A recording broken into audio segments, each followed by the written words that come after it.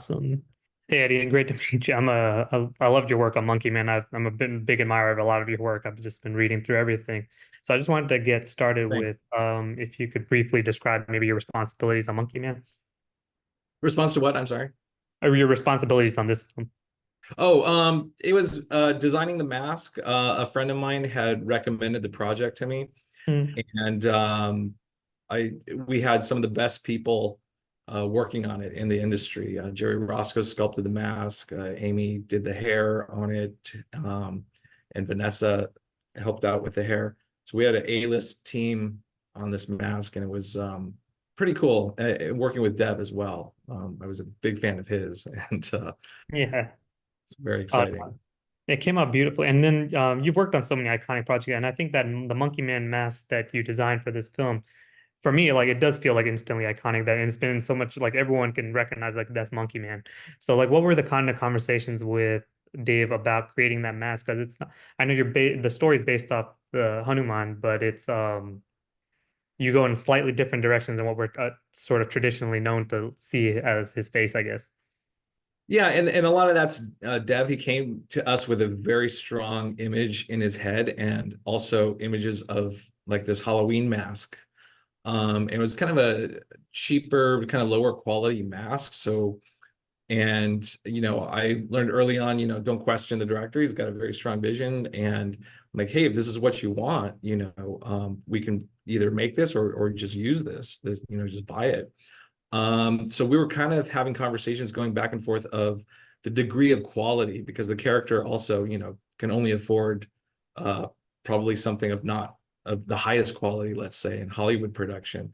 So a lot of it was the little nuances of how far we go, how realistic it is, and well sculpted and produced it is versus let's say, the lower end store-bought version. And he was the guiding force behind all of that, and that's how we came to what it looked like. Awesome. And so like then when you're also looking at gods like Hanuman, and sure you researched some more of the Hindu like Ram and Ravan and the whole Ramayana story. So what were your kind of conversation when you're coming up with some of the different masks that we see in the film, including like for Alpha and the warriors and all that? Yeah, we were mainly focused on the Monkey Man mask, but I did offer up some designs that were simian-like, but using Indian influences, like maybe a blue paint job that's cracked, maybe with some of the red accents and gold and stuff like that. But he was very specific that he wanted it to look, very similar to like a monkey. So we Hmm. did some exploration in that direction, but he brought us back to making it a little more realistic.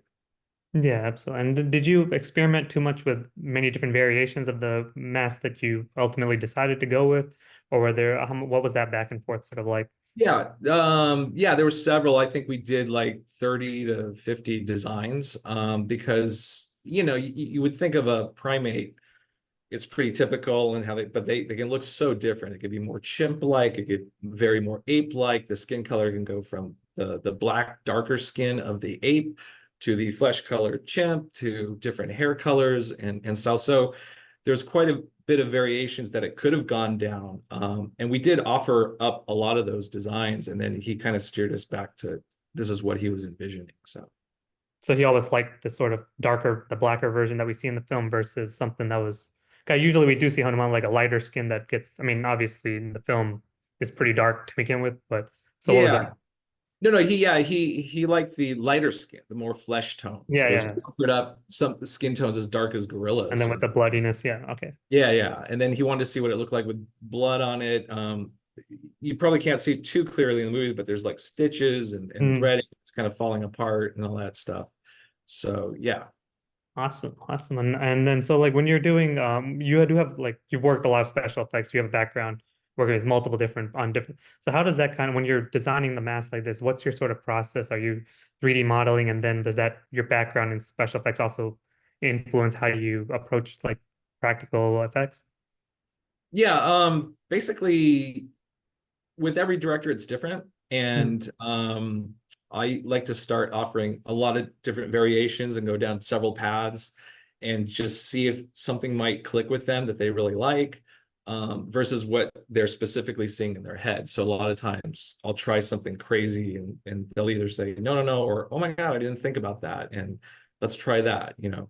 And then after I do that, actually I design in 3D, so it's a lot quicker. Uh, and we can offer a lot of variations very quickly. And then because you design in 3D, you can go right into production. You can use the actual 3D model and you can print it out. Or you have a wonderful sculptor like Joey and he can copy it exactly. He's like a machine. But yeah, that's usually my process anyways. I prefer doing things digitally for the speed Mhm. and efficiency. Yeah, and so what's usually the sort of the turnaround time when once you design something a 3D model and then getting it to practical show to the director, and then what's that sort of whole work process, I guess? How's that work out? Basically, you know, usually the bigger the budget, you have a little more time. With more time, you have the ability to finesse.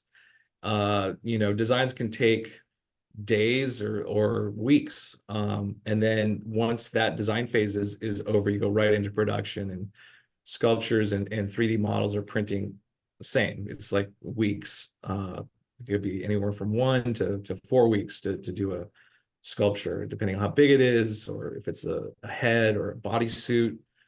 Yeah, and then you make molds off of it. You get a casting, whatever it's supposed to be. Rubber, is it supposed to be hard plastic? Is it supposed to be fiberglass? There's a paint process and finishing. And with something like this, there was a lot of hair work on it. So we had to schedule time for that too. I speak of so the I guess what was the mask or like so the mask was practice was it like real did you I don't know if, what kind of hairs you were using or what was the mask sort of like composed of, I guess ultimately I didn't even think Uh, about that. Yeah, basically it's supposed to look like a mask, right? Yeah. So and it just happens that using latex mask rubber, which is what they use to make Halloween masks, happens Mm, to be extremely durable. So it would stand up to all the stunt work and everything they had. So it kind of worked out really well. So it was basically just a latex mask. And then we had hair that we glued on it that usually comes on a fabric base. But that edge looks pretty significant, and we wanted to tone that down. So we had Amy Macabeo come in and kind of punch in individual hairs on the edge, so we soften it a little bit, which you would not see necessarily mm, on a mask that a character like this in the film could afford necessarily. But we kind of wanted to be a little bit higher quality, and yeah. yeah, so we went to the And trouble of doing this. And so since you like, I mean, it did remind me of sort of like, I mean, it's a different character on the Michael Myers, like the just how, because it's a real mask, so you feel like that different sort of impact. So like, since you were also you used to, I saw that you worked with the Stan Winston studio, who obviously did the effects for Jurassic Park and Predator and so many cool, iconic these 80s practical effects. So what was your sort of experience, since that was when the beginning of your career, what was that kind of how does that experience now still inform your work today when you're working with all these like high-end superhero movies, stuff like Monkey Man and so on?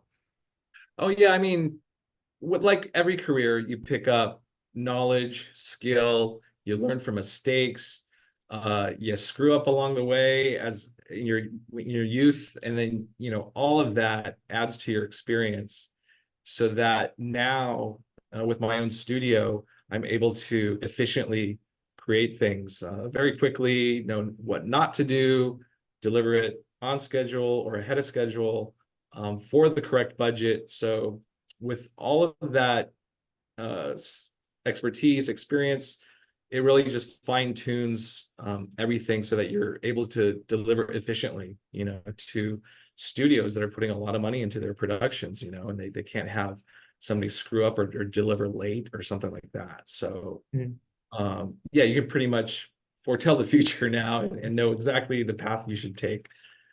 So that experience definitely helps with that.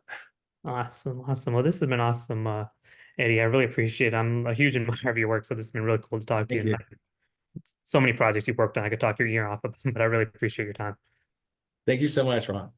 Thank you. Great meeting. Thank you.